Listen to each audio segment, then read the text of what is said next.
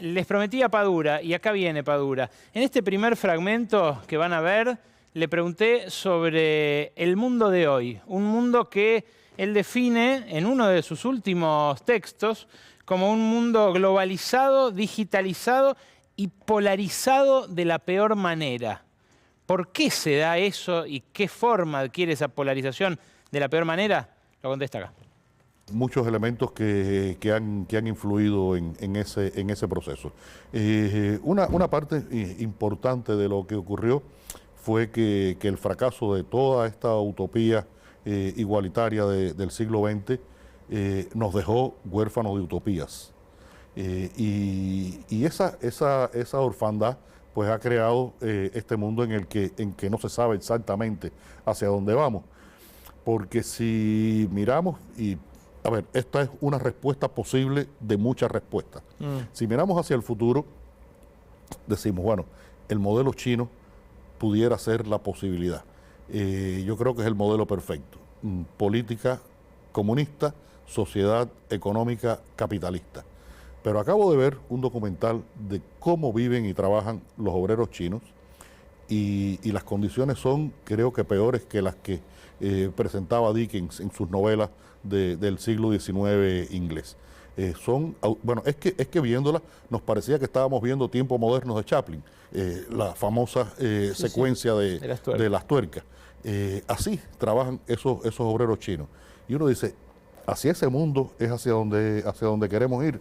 Ese es el bienestar que vamos a lograr en la humanidad, ese es el estado de felicidad que podemos aspirar gracias a la tecnología, gracias a los avances científicos, gracias a las democracias. Mira, es una interrogación que yo no tengo respuesta para ella, pero que a veces me lleva a ser muy pesimista con respecto al futuro. Bueno, es que usted dijo hará 10 años en una entrevista con El País, creo, que aspiraba a que Cuba fuera un país normal.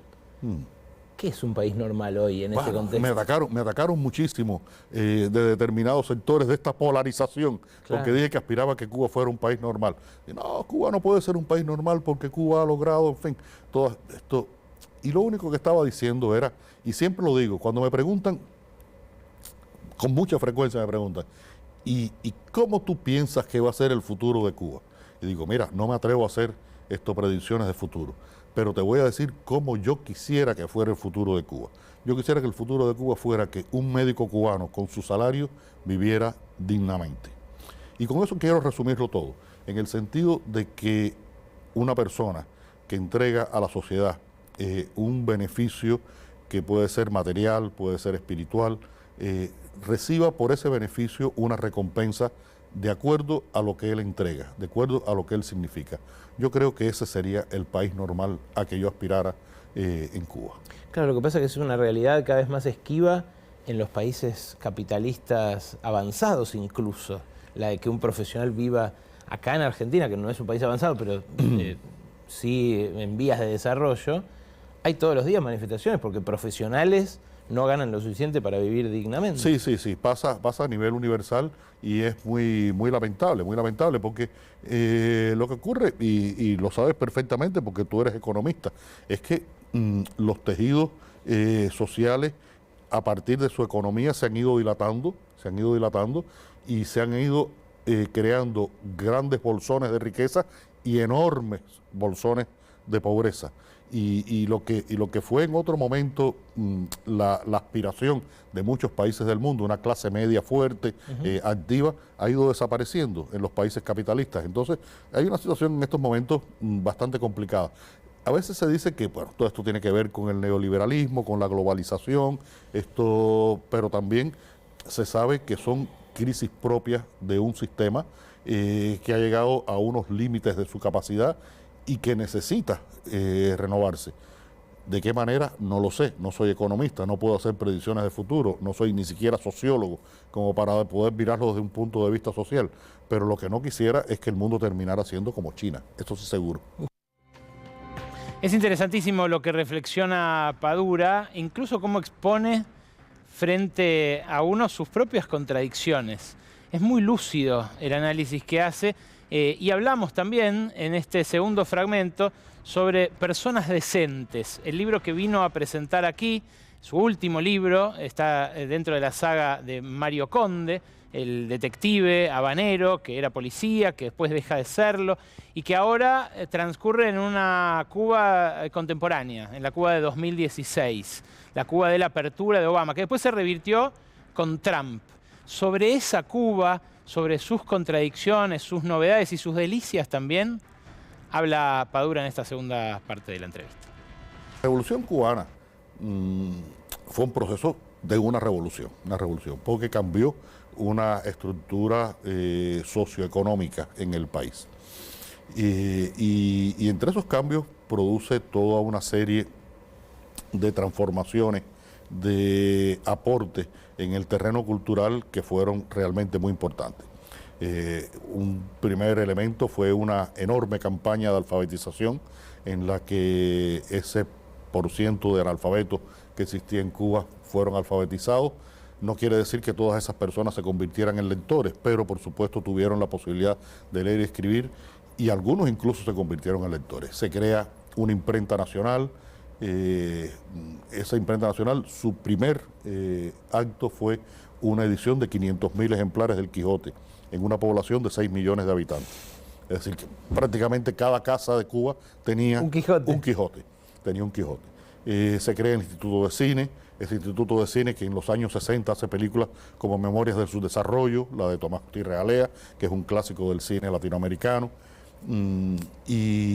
Pero la política cultural que se estaba desarrollando al mismo tiempo era dirigida por personas que habían estado muy cerca o pertenecido al viejo Partido Socialista Popular Cubano, el Partido Comunista sovietizado, estalinista. Y tenían una visión estalinista y soviética de la cultura. Y muy pronto, a finales de la década del 60, empieza a haber algunos problemas. Hay un famoso proceso, el del caso Padilla, un proceso de alguna manera que era un remedo de los procesos de Moscú en el que se autoacusaba el poeta, que por cierto hay un documental que se estrenó en San Sebastián, en el Festival de San Sebastián, del director cubano Pavel Giroud, con esas filmaciones que no se habían visto nunca del caso Padilla. Y a partir de los años 70 hay un congreso de educación y cultura y se dictan una serie de parámetros, oye qué palabra, que había que cumplir para poder ser un artista que representara la cultura, para ser un docente que trabajara con las nuevas generaciones en la formación del hombre nuevo. Te estoy diciendo toda esta serie de frases hechas porque son las frases que se repetían en la realidad. Si había sospecha de que eras homosexual o que tenías creencias religiosas o tenías algún problema ideológico, pues eras marginado. Ahí fueron marginados muchísimos artistas, escritores, cineastas, músicos, actores, bailarines, en fin. Y es un proceso que dura toda la década del 70. De alguna manera se extiende en el tiempo, pero ya no con las mismas consecuencias tan violentas que tuvo en esos momentos en que muchos de estos artistas se convirtieron en muertos civiles. Siempre menciono, en estos días los he mencionado constantemente hablando del libro, dos figuras que de las más importantes de la cultura cubana de todos los tiempos. José Lezama Lima, el autor de Paradiso, y Virgilio Piñera, el creador del teatro moderno cubano. Mueren los dos en los años 70, marginados. No se volvió a hablar de ellos, no se volvió a publicar sus obras, no se les volvió a mencionar. Después ha habido como una recuperación de sus figuras, ¿no? Pero murieron en esa marginación siendo muertos civiles. Eso ocurrió y es un poco el sustrato de una novela anterior mía que se llama Máscaras, en la que yo hablo de estas víctimas, pero me faltaba la perspectiva del otro lado, de la otra cara de la luna, la perspectiva del victimario. Y creo a este personaje que tú has mencionado, que es el personaje que aparece muerto al principio de la novela, un censor, un represor, un abominable, como le dice el personaje de Mario Conde, que además se aprovechaba de su poder y de su posición para extorsionar a los artistas. Bueno, Conde también en este libro hace una especie de custodia de un bar, de un paladar, como le llaman en La Habana, donde mucha gente gasta mucho dinero. Y me da la sensación, habiendo ido a Cuba y habiendo visto que los turistas sí se podían mover en esos contextos, de que describe una nueva desigualdad, como una nueva élite que tiene dólares y que los puede gastar. ¿Es así? ¿Esta es la actualidad? Sí, mira, a ver, esta novela, vamos a dar un pasito atrás, porque mencionaste a Conde y tal vez, y yo empecé mencionando a Conde, y tal vez haya algunos espectadores que no conozcan a Conde. Háganlo, Conde, se los recomendamos. Mario Conde es un personaje que ha aparecido en 9 novelas, era policía, deja la policía en la 4ª de estas novelas y se dedica a vivir de lo que puede, compra y vende libros viejos, y en esta novela un amigo que tiene un bar, restaurante, le pide que sea un poco el ojo que vigile que no pasen cosas que sean demasiado peligrosas, como por ejemplo que circule drogas allí en ese lugar. Ocurre esto en el 2016. Hay una historia paralela que transcurre en el año 1910 alrededor de una figura histórica también, que fue el proxeneta más famoso de la historia de Cuba, Alberto Yarini y Ponce de León. Un personaje muy complejo, muy complicado, con muchas facetas, muy contradictorio, y que yo trato de responderme en esta novela quién realmente era Alberto Yarini. Y después de escrita la novela y después de haber hablado tanto sobre el libro, creo que todavía no sé exactamente quién fue Alberto Yarini. Pero esta historia del presente del 2016 ocurre en ese momento que empieza en el 2014, cuando Cuba y los Estados Unidos anuncian que van a conversar para restablecer relaciones. Se restablecen en el 2015, en el mundo completo circuló la imagen de la enorme bandera norteamericana que se izaba en la embajada de La Habana frente al malecón, y en el 2016 viene Obama a Cuba. Todo ese periodo, viene Obama, viene Rolling Stone, hay una pasarela de Chanel, se filma episodios de Rápido y Furioso, Rihanna viene a La Habana, las Kardashian andan por La Habana, en fin, hay todo un movimiento. Y eso provocó que circulara el dinero, que se abrieran negocios, que la gente fuera y viniera a los Estados Unidos. Se incrementaron, se multiplicaron los intercambios académicos, culturales, deportivos, religiosos, hasta los criadores de mariposas se reunían o en los Estados Unidos o en Cuba. Y todo eso creó una efervescencia y se movió el dinero, Y este lugar, que es uno de los sitios de éxito de la época, hubo varios, era un sitio al que acudían muchos cubanos. Los precios de estos lugares son precios europeos. Es decir, allí si vas a hacer una comida y vas a tomar algo de vino, no te cuesta menos de $50. Y hay gente que va, Yo todavía... Y hay otra gente que gana eso por mes. Y menos. ¿Y cómo metaboliza esa desigualdad nueva la sociedad cubana? Lo acepta de una manera muy normal.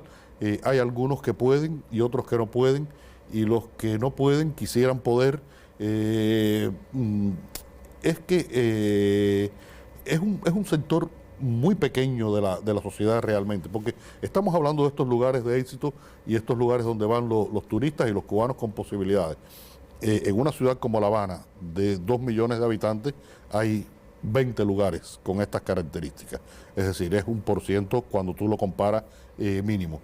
Y esa riqueza cubana es una riqueza ridícula en comparación con una riqueza mexicana, una riqueza brasileña. Es poquita, digamos. Muy poquito. Lo que sí, de hecho, y esto yo creo que es la esencia de lo que tú quieres saber, en la sociedad cubana, que fue muy homogénea hasta los años 80, había alguien que el padre viajaba al extranjero y tenía una grabadora, o tenía unos zapatos que no teníamos los demás, pero era uno por ahí, uno por allá. Esa homogeneidad se fue rompiendo a partir de la crisis de los 90 y se ha producido una dilatación del tejido social y económico cubano. Y han aparecido estos reflejos de riqueza, y también han aumentado bolsones de pobreza. En estos momentos la situación de Cuba es muy complicada, porque después de este momento de esa epifanía habanera que se vive en esos Volvió el bloqueo momentos, con todo. Vino Trump y bloqueó todo. vino Trump y bloqueó todo. Como tú sabes, la política de Trump yo creo que se caracterizó por desmontar las políticas de Obama. Más que él tener una política, lo que hizo fue desmontar, y ahí se desmonta también la cubana. Esa manera de un acercamiento que podía haber cambiado muchas cosas en Cuba. ¿Se puede imaginar usted a Cuba sin bloqueo hoy? Quisiera imaginármela sin bloqueo, a ver qué ocurre, porque el bloqueo es cierto que muchas veces justifica cosas que ocurren en Cuba que no tienen o no tendrían que ver directamente con el bloqueo, pero el bloqueo es una realidad, es un bloqueo financiero, económico. Hace 2 años Trump dictó una medida que no había manera de que alguien de los Estados Unidos pudiera mandarle dinero a su familia en Cuba. Y sabes que es común en todos estos países centroamericanos que las remesas son una fuente de ingresos muy importante. Entonces, si no hubiera bloqueo y hubiera una relación no amistosa, pero por lo menos no agresiva, más cordial con los Estados Unidos, muchas cosas pudieran cambiar en Cuba, muchas cosas. Con esta franqueza, con esta libertad con la que habla este escritor, me dieron ganas de preguntarle por algo que a mí me preocupa muchísimo, el ascenso a nivel global de una ultraderecha xenófoba, misógina, violenta esencialmente, que ya empieza a ganar gobiernos directamente, como pasó con la neofascista Giorgia Meloni en Italia hace apenas 10 días. Le pregunté a Padura sobre cuán conectado ve él ese hecho con la muerte de las utopías, de la cual nos habló al principio del reportaje. Esto dijo en última instancia. Entender los orígenes de esto que está ocurriendo. Por ejemplo, la invasión rusa a Ucrania tiene toda una serie de elementos históricos que de alguna manera nos explican esta actitud rusa. Como mismo, nosotros nos queremos mucho, los rusos se sienten imperiales. Son cuestiones que están en la esencia de las culturas de los países. Pero, por ejemplo, que haya un incremento notable de la ultraderecha en Francia, o que haya ahora un gobierno de ultraderecha en Italia, son cuestiones que preocupan mucho, porque son países que sufrieron, por ejemplo, en el caso de Italia, el fascismo con Mussolini y todas las consecuencias que vino después. Francia, la ocupación durante la Segunda Guerra Mundial. Y en un país como Suecia, ahora hay un gobierno de derecha. Estos países que supuestamente habían creado los modelos democráticos que era posiblemente el proyecto sociopolítico cultural más factible que ha habido en los últimos años, fue esa Europa unida. Una Europa que se está desuniendo, se desgajó la Gran Bretaña, están viviendo momentos de crisis. Esta guerra de Ucrania también incrementa esa crisis, y no sé cuáles son al final los motivos. No sé si tendrá que ver con cuestiones económicas, de esas crisis económicas, con cuestiones psicológicas, de ciclos históricos que se van alternando, pero cuando parecía que pensamientos fascistas y fundamentalistas ya habían pasado. Pero estamos viendo una parte del mundo, y a veces tenemos la incapacidad de no ver otra, porque ver África, por ejemplo, ¿cuál puede ser la solución para África? ¿Qué proyecto utópico puede haber para África? Los chinos invadiéndola económicamente, comprándola económicamente, y todos los conflictos en el Medio Oriente, donde de alguna forma se ha revivido un Islam fundamentalista que ni siquiera existió en el medioevo. Entonces, estamos viendo un mundo muy raro en el que hace unos días a Salman Rushdie casi lo matan, un fundamentalista, a un escritor. Es muy triste, es muy triste. Leonardo, gracias por venir. Muchas gracias a ti, muchas gracias. Es un honor infrecuente poder asomarse al mundo creativo de un tipo que a uno lo conmovió tanto como Padura en sus novelas. Si ustedes no se les animaron todavía, se los recomiendo, humildemente. Esta última, Personas Decentes, en la saga de Mario Conde, pero antes hay muchos otros libros hermosos, como Herejes, por ejemplo. Ni que hablar El hombre que amaba a los perros, que les mencionaba en un principio, pero también muchos otros. Es muy prolífico Padura, además de lo profundo, lo sofisticado, lo matizado que acaban de ver que es su análisis de este mundo, como dijo él, muy raro, ¿no?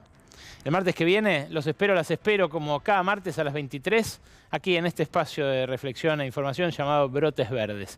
Que tengan una buena noche.